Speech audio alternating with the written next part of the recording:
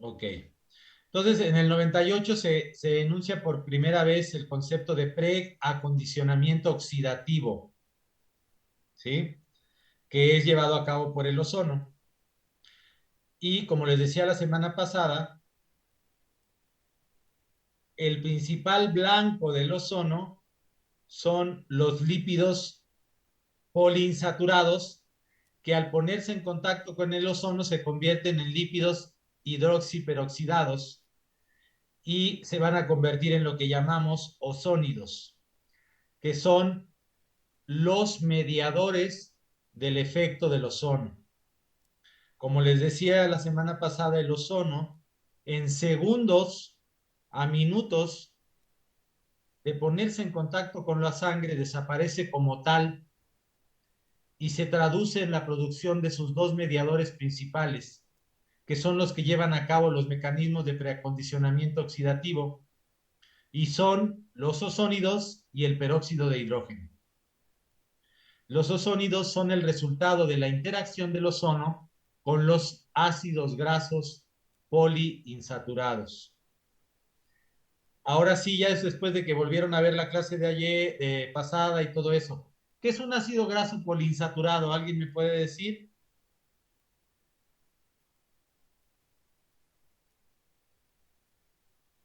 Pues es la unión de tres gliceroles, sí, eh, Ese es un triglicérido. sí, Hablo del tú me estás- ácido graso solito. El eso. tri... Y Ujú. esto, poliinsaturado, o sea, grande poliinsaturado significa que hay en la cadena varios lugares donde no hay dos enlaces, podrían haber hasta tres, o sea, no están completamente saturados, no tienen sus cuatro enlaces saturados. Deben tener dos o a veces hasta tres enlaces con un solo carbono. No sé si Es me hago entender. correcto, es correcto. Eh, lo que acaba de decir el doctor es que en una cadena de un ácido graso, que son carbones con hidrógeno,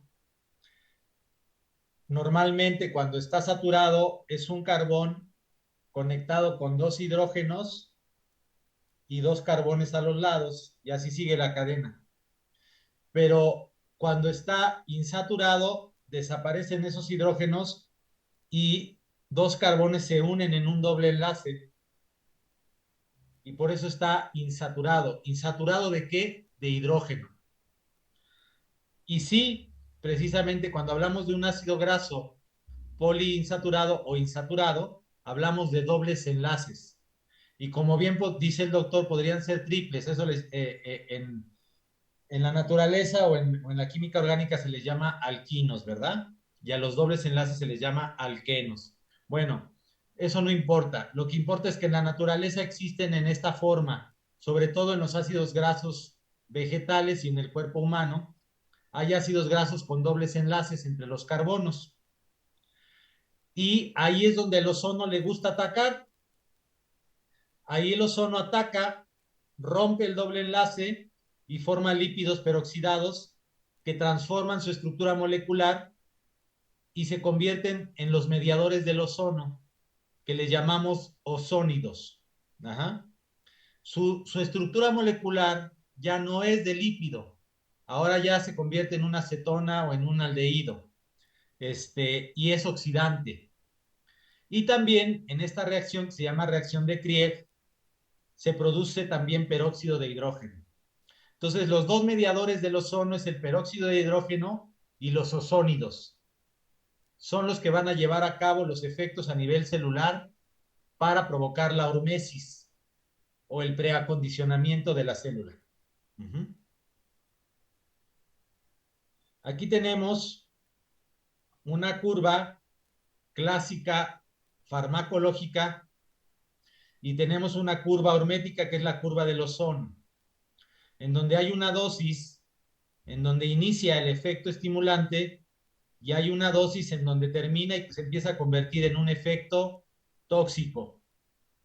Por eso, para mí es tan importante siempre que entiendan al ozono como una hormetina, porque si ustedes, y más los que son médicos, están acostumbrados a mayor dosis, mayor respuesta, y creen que el ozono va a funcionar de esa manera, ya la regaron.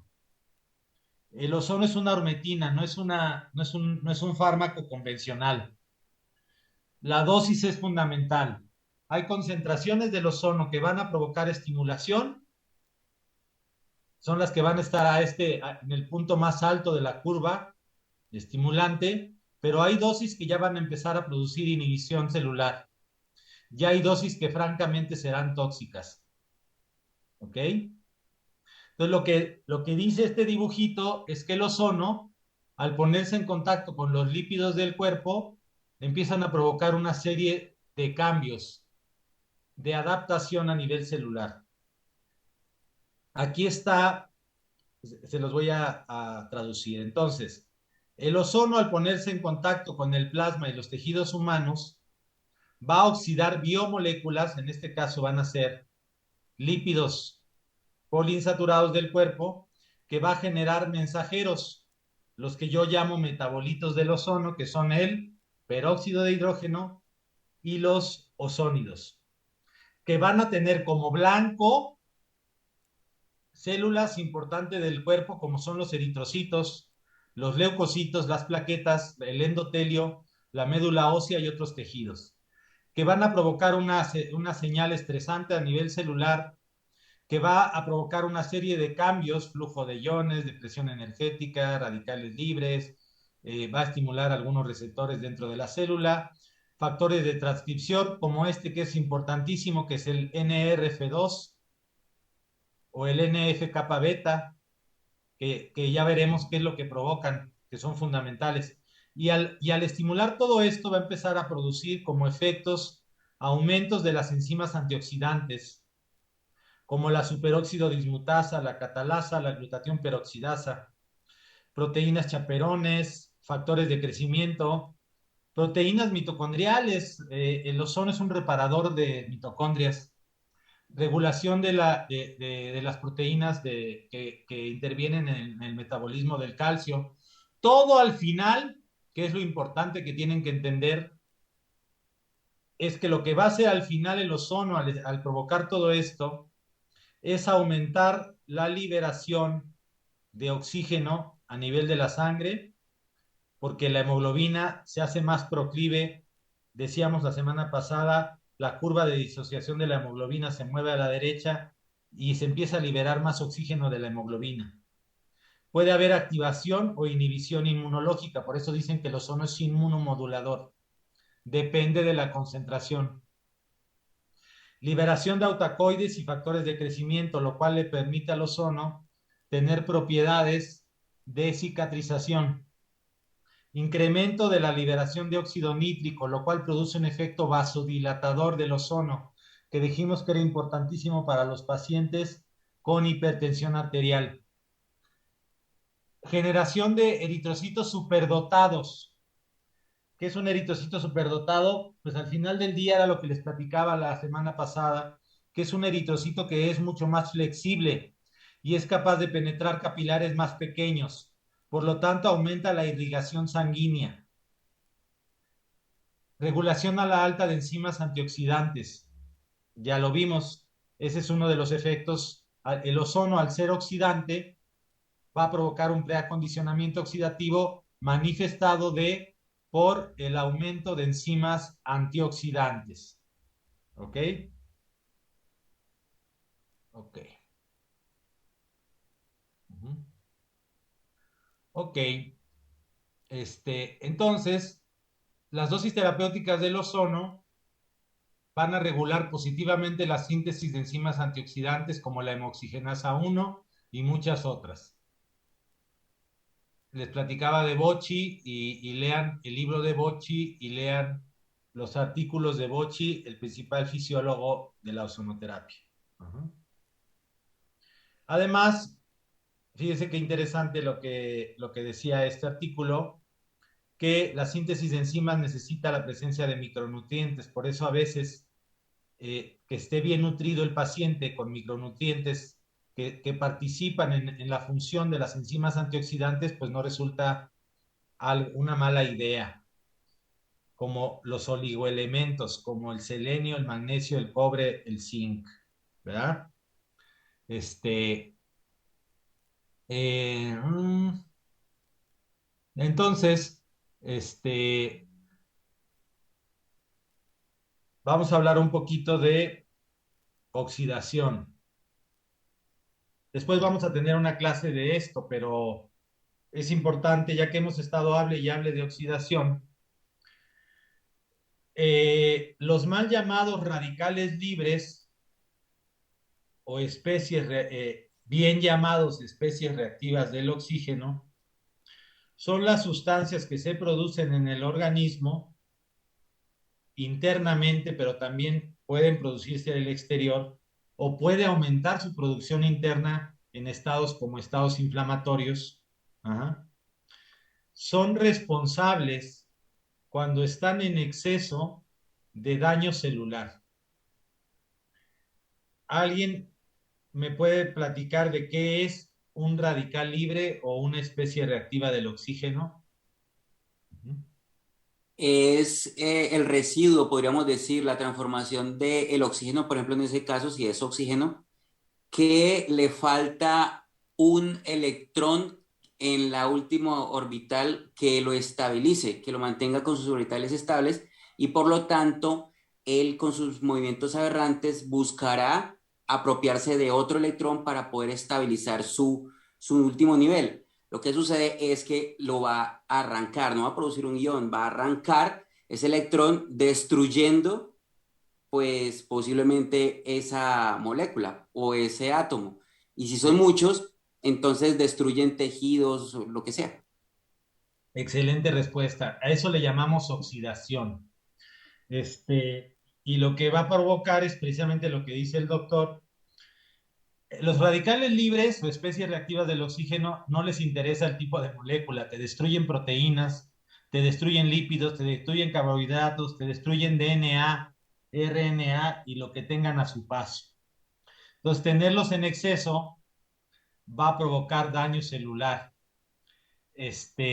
Y es una de las teorías principales del proceso de envejecimiento y del proceso de muerte celular, la teoría oxidativa, ¿sí? Y con respecto a lo que decía, ya no entonces no es conveniente hablar de radicales libres, sino como lo explicó el doctor, son especies reactivas al oxígeno porque van a agarrar el oxígeno de donde lo encuentren, de tejidos sanos, por así decirlo. Lo que pasa es que un radical libre, ¿cómo te llamas? Porque el iPhone dice nombre. ¿Quién está hablando ahorita, perdón? Antonio, Antonio. doctor Antonio Hernández. A ver, le voy a cambiar aquí a tu nombre para Antonio le voy a poner. Ajá.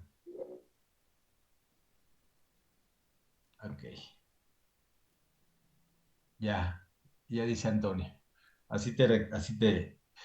Lo que acabas de decir es muy interesante. ¿Por qué? Porque radical libre, dicho así, pudiera ser también un potasio o un sodio. Y sí, Y por eso está mal dicho radical libre, porque como bien lo dijo el doctor, los malos, ahora sí que los dañinos, son los que quitan, y el potasio y el sodio no quitan, dan electrones. Entonces, radical libre como término tal es un, una sustancia que efectivamente en su última capa de electrones no está estabilizado. Entonces, a veces da y a veces quita. ¿Cuáles son los radicales libres malos? De alguna manera, son los que roban electrones, los que son oxidantes, ¿sí? Por eso, y en la naturaleza y en el cuerpo humano, los principales son los derivados del oxígeno. Y les llamamos en realidad, y de manera correcta y en los artículos científicos, especies reactivas del oxígeno. sí. Ahora, ¿quién los regula? ¿Quién los regula en el cuerpo? Bueno, pues los regula sustancias internas del cuerpo que tenemos que son antioxidantes, como el famoso glutatión, que les encanta a mucha gente, el ácido úrico, la ceruloplasmina, la propia albúmina tiene capacidades antioxidantes, los omegas tienen capacidades antioxidantes, etcétera. Todo lo que nos tomamos en las modas de tomar antioxidantes, ¿verdad? ácido ascórbico, carotenos, flavonoides, polifenoles como los del té verde, todos estos que entran desde afuera. Y tenemos los antioxidantes, porque para mí son más importantes, que son las enzimas, que son toda la gama, que son muchísimas, no sé cuántas habrá, más de 20, 30 enzimas antioxidantes del cuerpo, que son las encargadas de ir eliminando a estas especies reactivas del oxígeno. Y una de las más conocidas, famosas, es la superóxido dismutasa, por ejemplo, que elimina el radical superóxido, el ion superóxido, perdón. Ajá. Que es el primero que se forma cuando el oxígeno está libre en la célula y no es utilizado. La superóxido dismutasa, por ejemplo, es famosa porque es de las primeras que se conoció. Se activa en la noche cuando la pineal produce melatonina, la melatonina la activa y la superóxido dismutasa empieza a funcionar. Por eso siempre les digo que la principal, todo el día están activadas, pero cuando más están activadas las enzimas antioxidantes es durante la noche. Cuando más te limpias, tanto del cuerpo como de la mente, es en la noche. Por eso siempre les digo que el sueño es uno de los principales medicamentos del cuerpo, porque es cuando te autorreparas mental y físicamente. Pero bueno, eso es otro rollo. El tema es que las enzimas antioxidantes que hay en el cuerpo son fundamentales. ¿Por qué? Porque para que tú elimines un radical libre requerirías una vitamina C. Imagínense cuánta cantidad de vitamina C requerirías para eliminar todas las especies reactivas del oxígeno dañinas de tu cuerpo. Kilos. Pero una enzima funciona muy diferente. Una enzima transforma su sustrato, transforma la molécula y ya la suelta. Agarra otra, la transforma y la suelta. Agarra otra, la transforma y la suelta. Entonces, ¿qué es más importante? ¿Tener muchas enzimas antioxidantes o estar tragando todo el día vitamina C? No sé si me explico. Uh-huh. Sí, claro, doctor. Eso es todo complejo. Desde el principio, la superoxidimutasa entiendo que es el antioxidante más poderoso que tiene el cuerpo. Después le seguiría la glutatón. Pues las otras dos enzimas que es la glutatión peroxidasa y la glutatión S-transferasa, que son las que van a producir el glutatión, que sería como esa pirámide que entiendo, el tercero más poderoso, que dicen que es el primero por lo del inmunocal y por darle mucha bomba, pero en sí la superóxido dismutasa es la más poderosa de todas.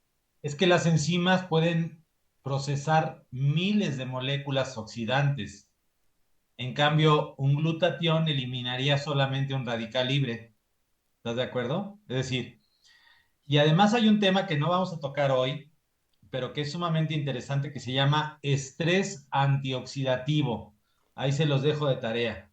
El dar cantidades excesivas de un agente antioxidante desequilibra la capacidad antioxidante del cuerpo. Se llama estrés antioxidativo. Ahí se los dejo. El ozono lo que hace es incrementar la cantidad de enzimas antioxidantes. Actúa en este nivel, ¿ok? Por eso para mí el ozono es un fundamental agente antioxidante porque lo que va a hacer es aumentar la cantidad de enzimas antioxidantes y el cuerpo ya solito con esas enzimas antioxidantes va a limpiar tu organismo de radicales libres. Cuando la producción de radicales libres es igual a tu capacidad antioxidante, hay equilibrio oxidativo. Cuando la producción de radicales libres supera con mucho tu capacidad antioxidante, le llamamos a esto estrés oxidativo. ¿Ok? No es lo mismo que el estrés clásico de estrés psicológico, no. Este se llama estrés oxidativo. ¿Ok? Uh-huh. Entonces,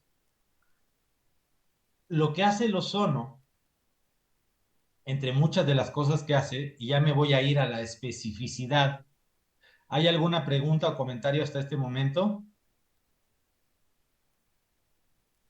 Todo el mundo Que, ya que, entiende. que, Sí, adelante. que quedé con esa pregunta. Yo sé que es salirnos del tema, pero lo que dijiste sobre el estrés, ¿cómo es que es? Estrés antioxidativo. Antioxidativo. ¿Lo hablas por las vitaminas liposolubles? Sí, hay vitaminas y antioxidantes que si tomas en exceso, en realidad desequilibras la capacidad antioxidante del cuerpo. Y ahora hay bioquímicos que están hablando del estrés antioxidativo. Y dicen, y eso va muy de acuerdo al tema de ¿cómo se llama esta disciplina de la molécula correcta? Ortomolecular, ok. La ortomolecular te dice la molécula correcta, tú no debes de dar más allá de lo que el cuerpo requiere. Y yéndonos al exceso de este tema, Diego, tendrías que haber medido tus niveles de glutatión para decidir darle o no glutatión al paciente. Uh -huh. Porque no se trata de dar cantidades masivas, porque desequilibras, todos los mecanismos antioxidantes tienen un equilibrio interno. Y cuando tú mandas la balanza hacia un lado, desequilibras el otro. Entonces, los bioquímicos actualmente están hablando de estrés antioxidativo.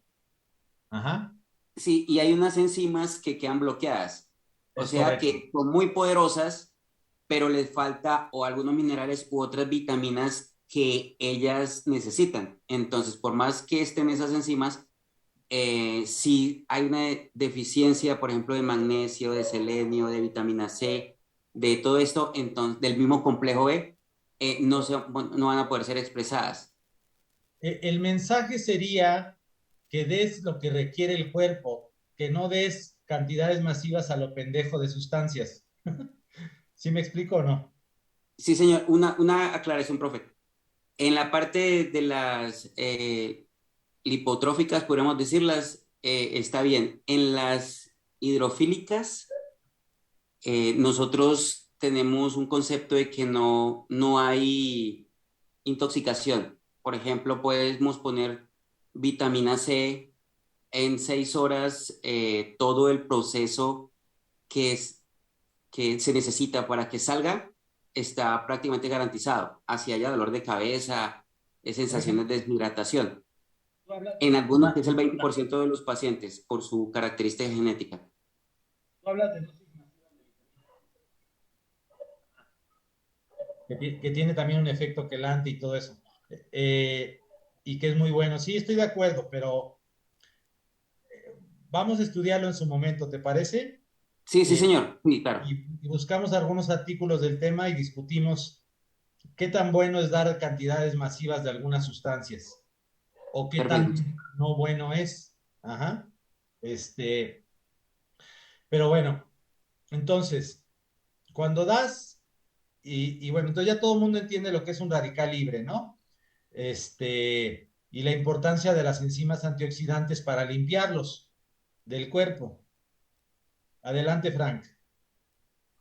Perdón, Doc, durante el desarrollo la tarea que nos dejó, me surgió una pequeña duda, no sé si vaya exactamente eh, ligada a esto, pero si el cuerpo ya tiene una forma de actuar contra estos radicales libres, el ozono lo fortalece, pero a nivel celular, digo, no todas las células están hechas, ¿no? Para limpiar este estrés oxidativo. Entonces, activa las que no están activas para que ayuden en esa situación. Todas las células están hechas para eso, pero resulta que a veces la producción de radicales libres supera la capacidad de la célula para limpiarlas, por muchos factores que vamos a revisar en otra clase. Uno de ellos te lo adelanto, que ya te lo dije, la falta de sueño. La falta de sueño es un factor considerado, la malnutrición y otros factores hacen que tu capacidad antioxidante disminuya, ¿ok? Y entonces, normalmente todas las enfermedades crónico-degenerativas se caracterizan por una deficiente capacidad antioxidante del cuerpo. No es que estén nulas, no es que no existan enzimas antioxidantes, sí las hay, pero no son suficientes. ¿Ok? Por ejemplo, Muchas gracias. doctor, con el café, ya ve que hay ocasiones en que inhibe el sueño y lo consideran como un antioxidante, La- el, pero el- el café natural tiene así. algunas sustancias antioxidantes, otras no.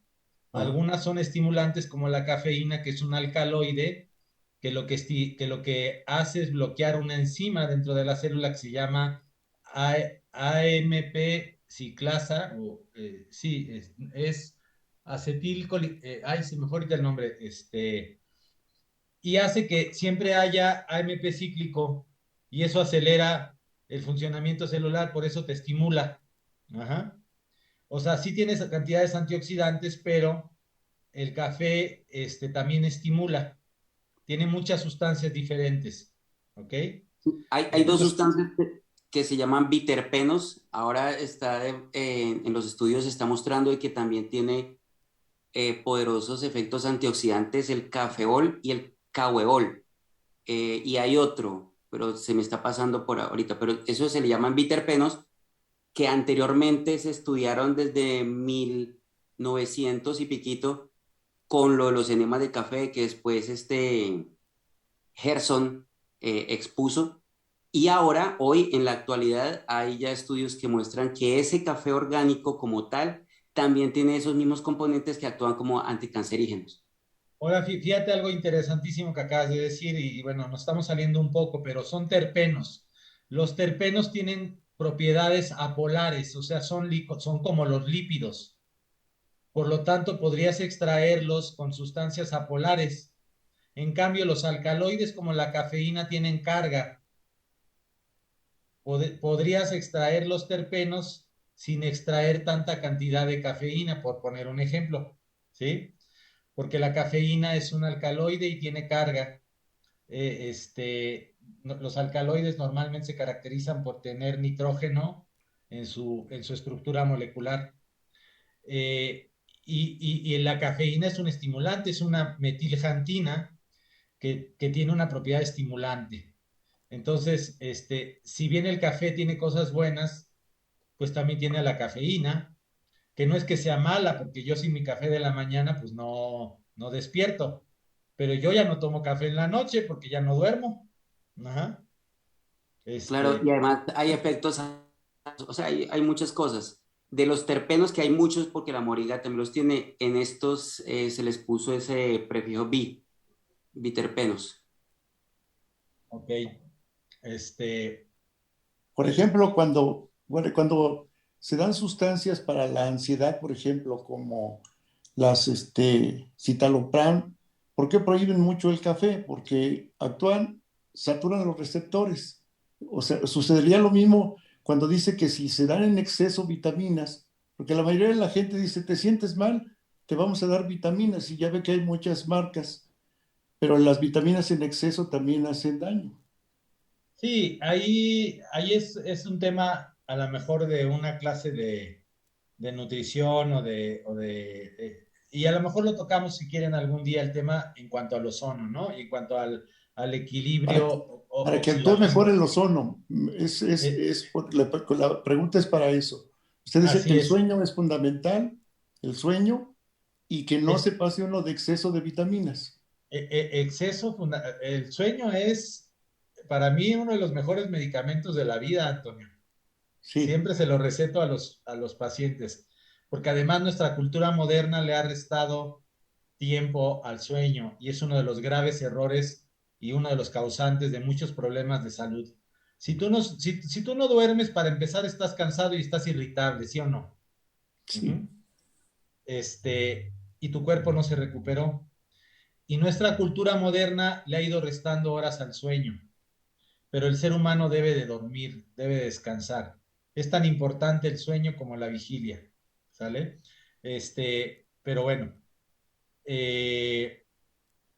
y sí, los que sufren de insomnio la primera recomendación desde el punto de vista del naturismo es quitar la cafeína de la vida de esa persona. Y resulta que un buen porcentaje de los pacientes empiezan a dormir. Ustedes saben que hay gente que toma cantidades de cafeína excesivísimas, gente que está todo el tiempo tomando café y pues claro que sufre insomnio y sufre de ansiedad, ¿verdad? Entonces, además, nadie ha dicho que el café sea parte de la dieta humana, es una cultura que llegó a nosotros de otro lado, es decir, es como el tema del azúcar. La gente no se pone a pensar que hace un siglo el azúcar era algo solamente para ricos, ¿verdad? Y ahorita el azúcar está generalizada. Y todo el Aquí el mundo, café en Colombia, por ejemplo, fue para crear o fundamentar una guerra entre dos departamentos que era Antioquia y el Valle. Y por eso Colombia es potencia en el café arábico, porque lo trajeron de Arabia, pero era para poder financiar esa guerra. y el Por eso mismo, café, porque era adictiva, porque era muy adictiva, encantaba, daba energía y eso era lo último de Guarache en ese momento. imagínate, está interesantísimo el comentario. Ni el café ni el azúcar eran parte de nuestra nutrición ancestral, ¿ok? Fueron introducidas a nuestras culturas y no las abandonamos. Por ejemplo, los hindúes no toman café, toman té en las mañanas. Ajá. No es a fuerza el estar tomando café y azúcar Ni todo el las, tiempo. ni las vitaminas tomadas así como la toma la gente en exceso tampoco. O sea, las Doctor, pero hay Platica, unas vitaminas, dosis. Hay unas es que dosis científicas en café. Yo les puedo dar los artículos. Ellos dicen así, que científicamente, pues la manera de hacer el café tiene muchísimo que ver, ¿cierto? El grano, ojalá que ya sea estudiado, eh, pero un segundito. Ay, se me cuadró esto. Espera un segundo, que se me regó algo acá. Perdón, ¿qué es lo que está diciendo, doctor? estás Entiendo. hablando del café y de la importancia de que se le conozca científicamente. Sí, que son 3 tazas inglesas, por eso, porque el doctor anterior hablaba solo, creo que de Inglaterra, tres tazas inglesas o españolas o 10 chinas.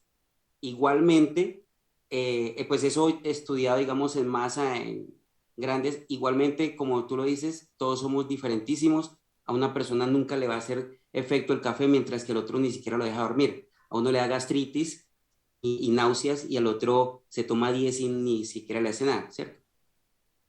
Y estás hablando de un buen café, ¿verdad? Porque no siempre es buen café el que nos venden en el supermercado, ¿verdad? Ajá. Exacto.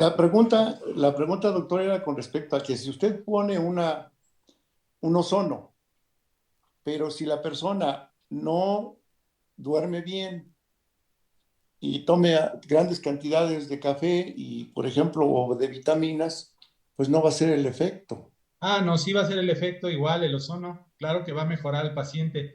El problema va a ser, y ya vas a entender más adelante, que toda esa producción aumentada de enzimas antioxidantes, ya que terminaste de darle una serie de 20 sesiones de ozono, Ah, se va a tardar menos tiempo en regresar a volver a tener malas cantidades de enzimas antioxidantes.